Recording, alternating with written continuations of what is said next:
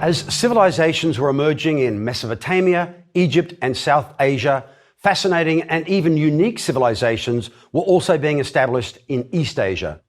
I say unique because despite the fact that in many ways the evolution of agrarian civilization in that part of Eurasia mirrored what happened in other regions, the relative geographic isolation of East Asian civilization enabled it to develop some original and fascinating ideas about government, society, and the role of the individual.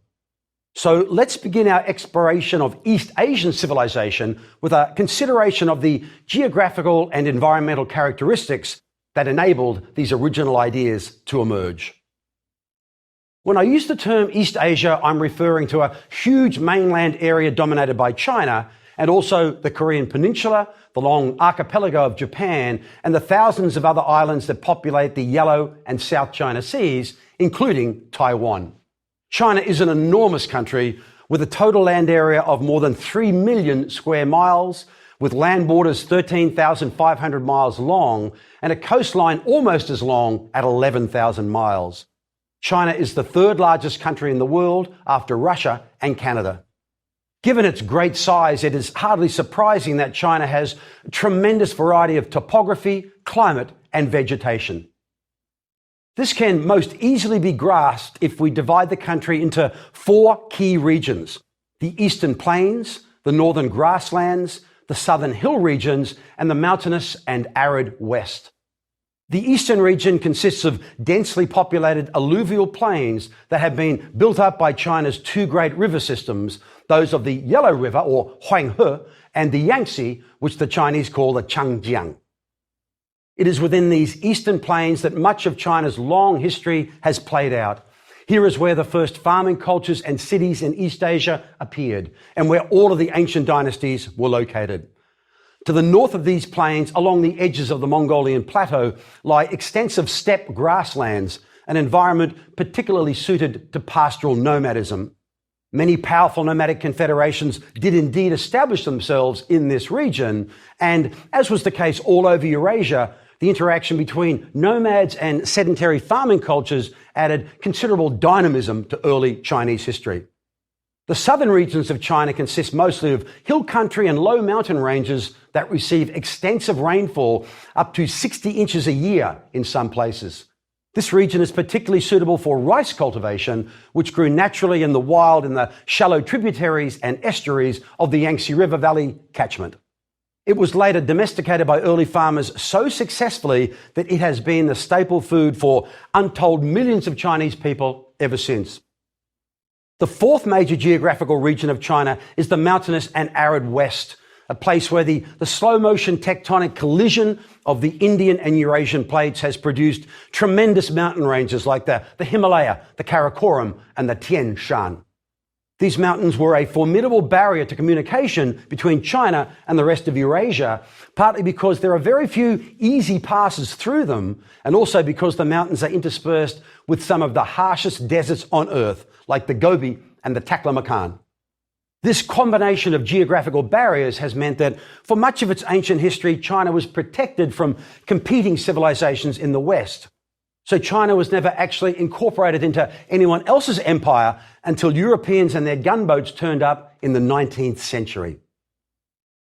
This also meant that China experienced little cultural influence from the early civilizations of the Indus, Mesopotamia, or Egypt, which in contrast had engaged in high levels of trade and cultural exchange almost from the beginning of their history.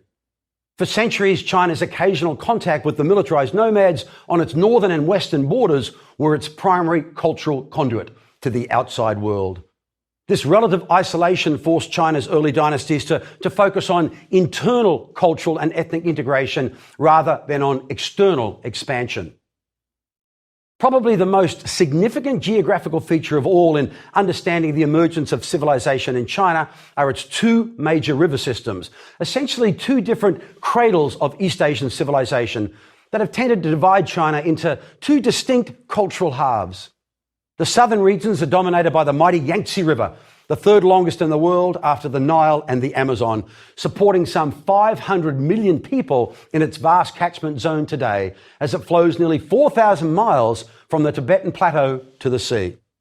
In the north, the nearly 3,000-mile-long Huanghe is called the Yellow River because of huge amounts of silt, actually yellow mineral-rich soil known as loess, that it carries out from the plains into the sea. It was in the valley of the Huanghe, rich with fertile soil and abundant river water, that the earliest settled communities and cultures of East Asia appeared.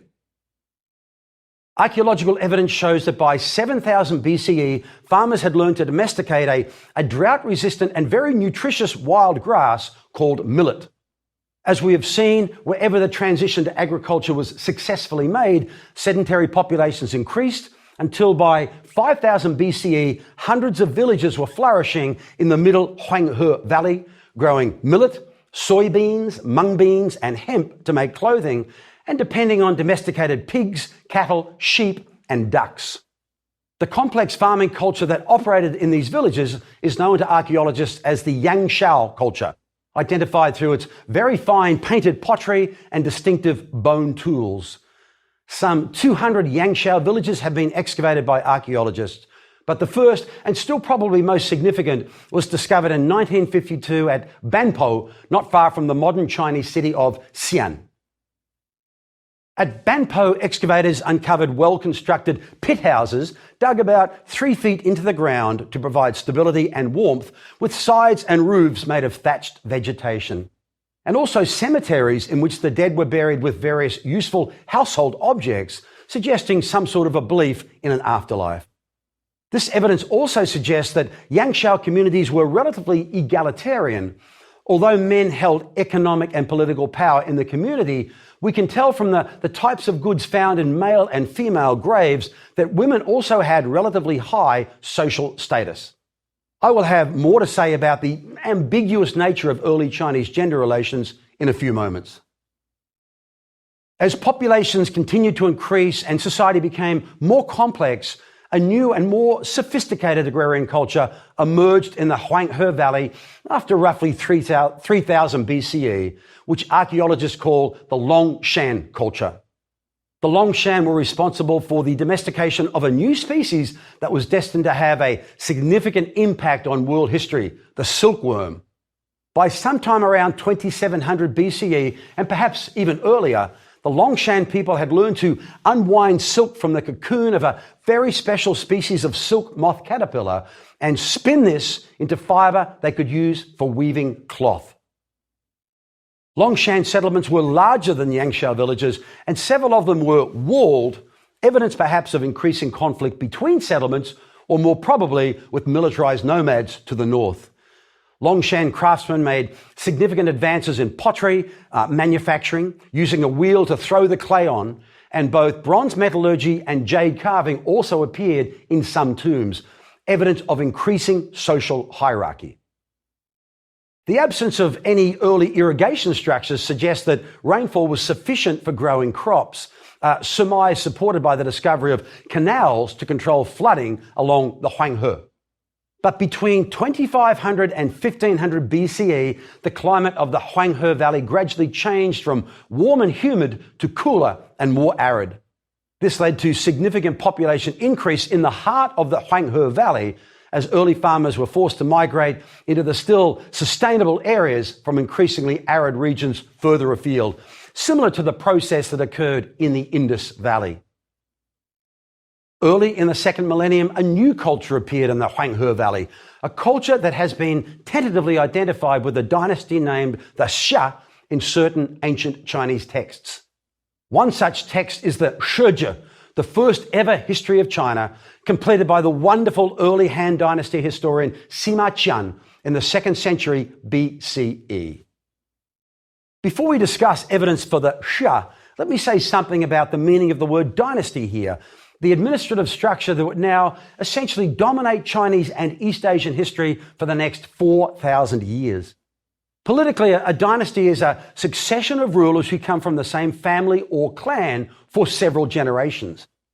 but the term also describes the chronological era during which the family or clan reigned, as well as all events, developments, and material culture artifacts that appeared during that period.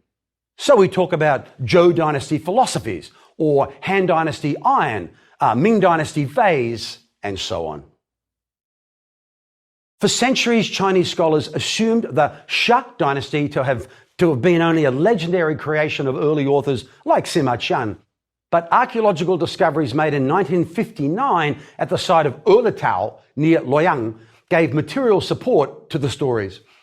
The impressive evidence found at Erletao included what appears to have been a palace, along with sophisticated bronze technology and jade carving, has persuaded more scholars that Erletao may have been the capital of the Xia, the first dynasty ever to rule China, although there is still disagreement on this. We know little about the Xia, but a lot more about the succeeding Shang dynasty, whose more than 500-year rule between 1600 and 1045 BCE is supported by an enormous amount of evidence. The Shang controlled a large territory, much larger than that of the Xia, and were responsible for so many significant advances in governance, technology, writing, and urbanization that they are deservedly credited with establishing many of the core foundations of East Asian civilization. The powerful Shang kings claimed divine descent and attempted to communicate with their dead ancestors for guidance. They also instituted a hereditary succession structure. The kings seemed to rule by fiat, issuing binding decrees. No actual law codes from the Shang period have been discovered. Shang peasants had few rights and lived generally oppressed lives. Mostly they did not even own their farm plots, but cultivated those owned by wealthy elites in return for some measure of security and the right to keep some of the food.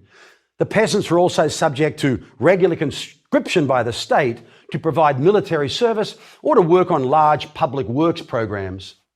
The Shang also had a slave class consisting in the main of enemy warriors captured in battle.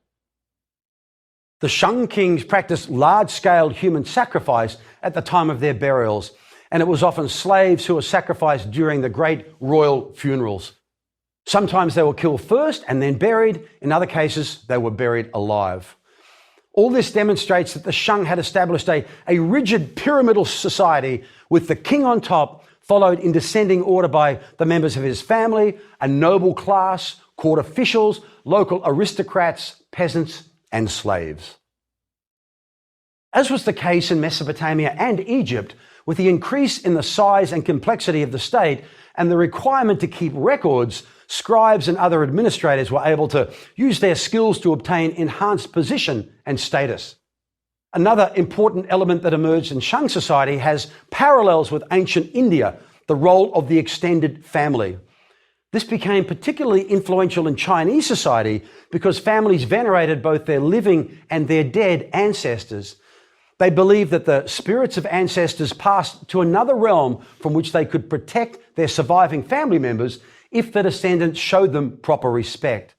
So family solidarity meant that the living and the dead worked together to ensure prosperity. The Shang demonstrated a high level of sophistication in bronze metallurgy, which was exclusively reserved for and monopolized by the royal family and other elites. Its production was highly organized, involving a series of specialist groups to access the raw resources, transport these to production facilities, and then craft the metal into axes, spears, knives, and arrowheads, and also to create superb vessels for both everyday life and for state rituals. The Shang kings moved their capital city several times. At least 5 different capital cities have been discovered, and these constitute the first cities in East Asia. Although they were nowhere near as large and densely populated as the early cities of Mesopotamia, they were nonetheless impressive, particularly Yin near Anyang, which is probably the last Shang capital. Archaeology allows us to compare the urban planning of Shang cities with those established by other ancient civilizations. As was the case with Mesopotamian cities, at the heart of all Shang cities were royal palaces and substantial temples with altars built up on rammed earth foundations. The largest of these measured 26 by 92 feet in area. Surrounding the central ceremonial core were industrial and craft production zones where bronze workers, stone and jade carvers, potters, and other artisans lived and worked. Beyond this zone were suburbs full of small houses for agricultural workers, and at the very edge of the city were the burial grounds. Despite these many achievements, perhaps the most important contribution of the Shang to subsequent Chinese civilization was the invention of the first writing system in East Asia, one of the key thresholds of complexity that had to be crossed by all ancient agrarian civilizations. The roots of Chinese writing probably extend much earlier than the Shang, but we have little to no evidence of this. The meaning of distinctive marks found on much older pieces of pottery, for example, is much debated by historians. The oldest actual evidence we have of writing in China comes from the Shang period, and unlike in Mesopotamia, Egypt, or the Mediterranean region, it is not a system of accounting. Interestingly, the earliest Chinese writing was used as a means whereby the kings and their elites could communicate with the gods by writing questions on animal bones, the so-called oracle bones. These oracle bones are the shoulder blades of oxen or sheep, or the undershells of turtles. For centuries, peasant farmers working in fields near Anyang had been digging these magical bones up in their fields and calling them dragon bones. Chinese apothecaries assumed them to have some sort of medicinal power, so they were ground into powder and used to treat a variety of ailments, including open wounds and stomach complaints. Eventually, early in the 20th century, they came to the attention of scholars who moved quickly to stop the drug trade and preserve these priceless records of the Shang dynasty. More than 100,000 oracle bones have so far been discovered. During the Shang dynasty, the bones were inscribed with questions that the court wanted to ask their dead ancestor spirits. Will we have bountiful harvests this season? Should the king launch an attack against his enemies? Will there be any disasters in the next few weeks? And so on. After inscribing questions on the bone or shell, the diviner would heat it until it split into a network of cracks, which the diviner interpreted as the response from the ancestor spirits, often recording the interpretation on the bone. Of the more than 2,000 characters inscribed on the oracle bones, most of them have a modern, recognizable counterpart, which means that, unlike cuneiform or hieroglyphics, the Chinese writing system that emerged under the Shang has been in continual use for more than 3,000 years. This writing system began as pictures or pictographs, but it quickly evolved into a logograph system that used symbols formed by two different elements.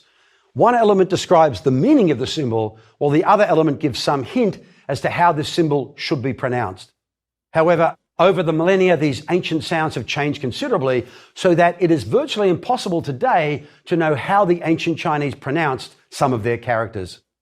This logographic writing script that emerged fully developed during the Shang period was also fiendishly difficult and required many years of study to master. It led to the emergence of a highly educated literary elite, which went on to become the scholar bureaucrat class.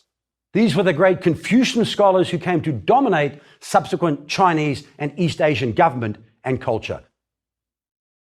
Even today, a well-educated Chinese reader needs mastery of somewhere between 5,000 and 7,000 characters, and knowledge of around 3,000 characters is necessary just to read a standard mainland Chinese newspaper.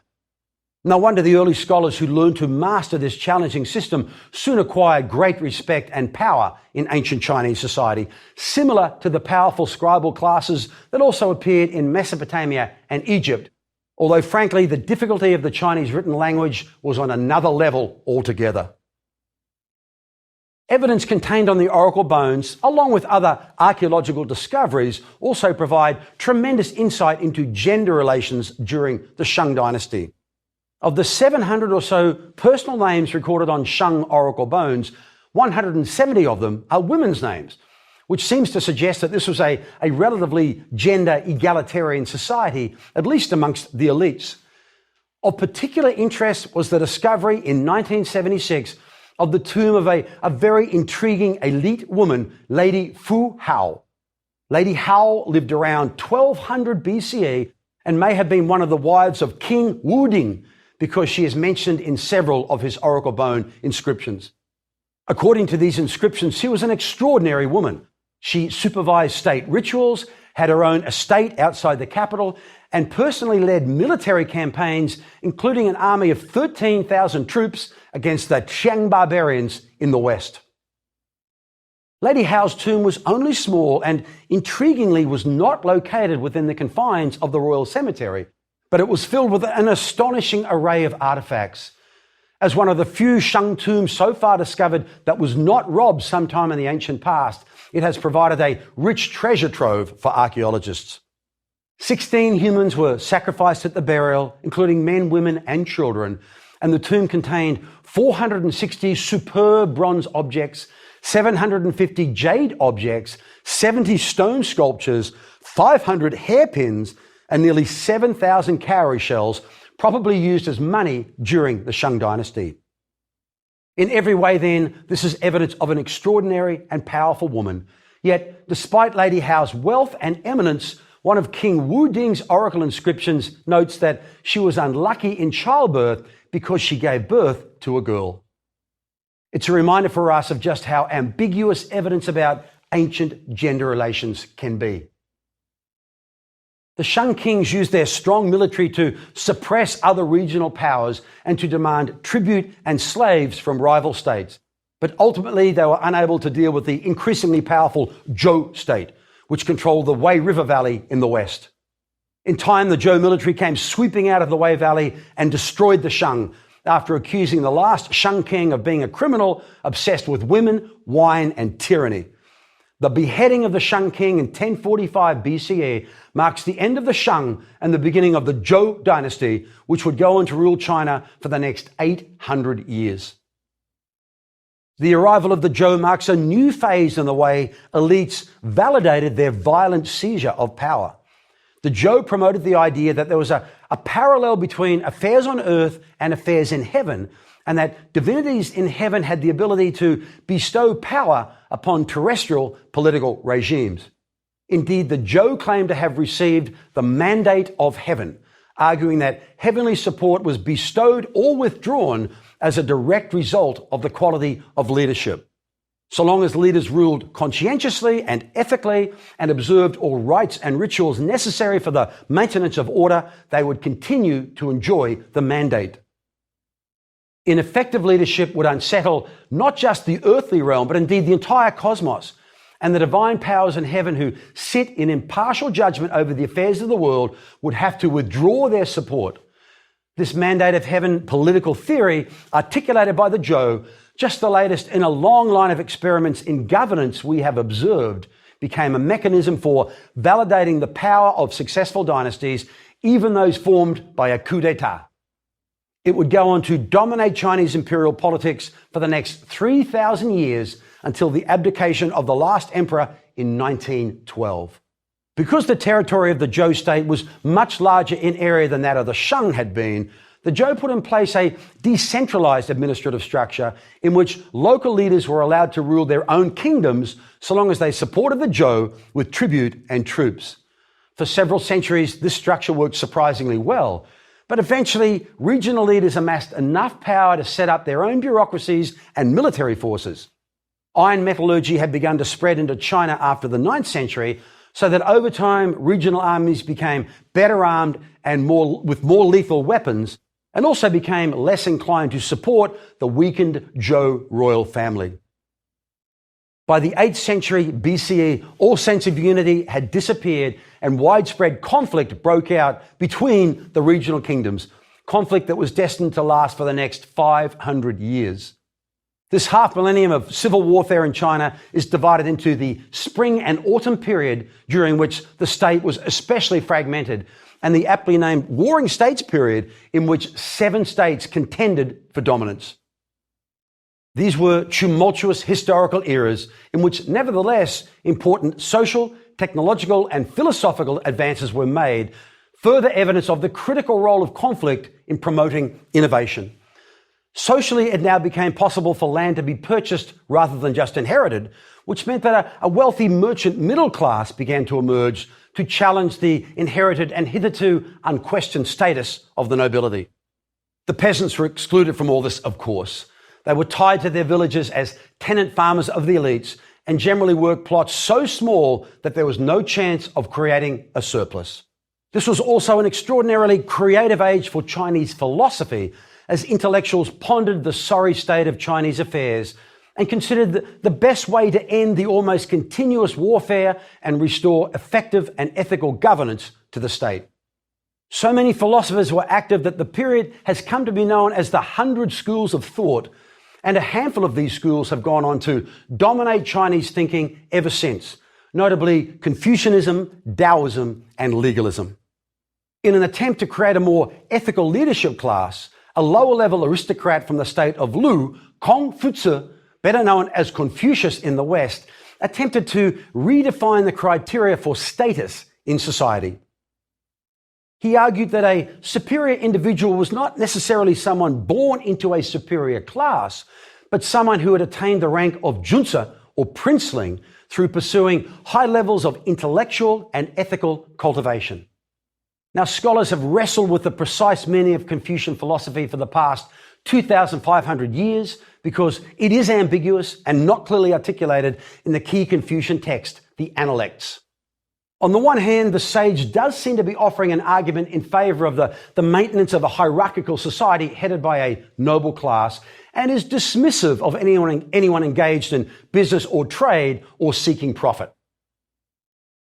As the Analects read, the master said, "A noble man does what is right, a lesser man does what is profitable." But on the other hand, Confucius did seem to be advocating for a radical redefinition of status by pointing out that the noble man need not necessarily have been born into the aristocracy, but might attain his position through superior levels of education and higher moral standards. Men who had attained the rank of junzi would thus have the intellectual and ethical capacity to lead by example and restore order and harmony to Chinese society.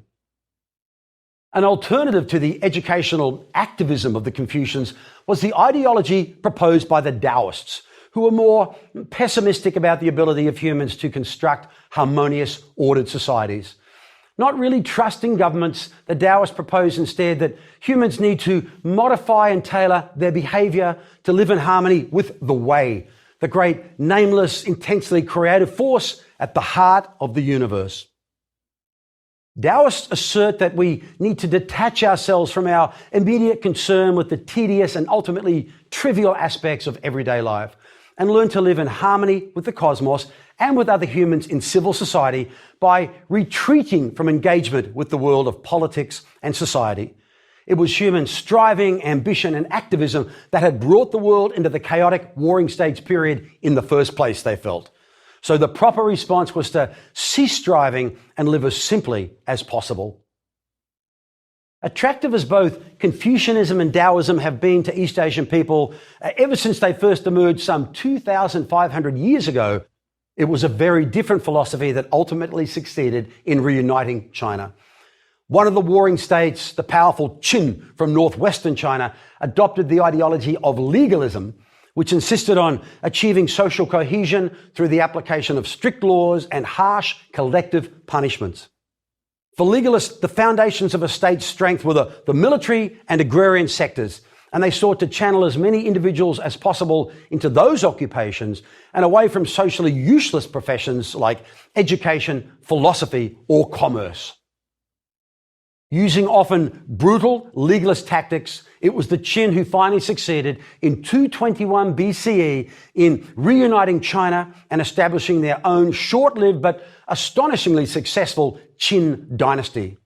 Their extraordinary first ruler was Shi Huangdi, whose success as the first emperor of China paved the way for centuries of stable rule that followed under the mighty Han dynasty.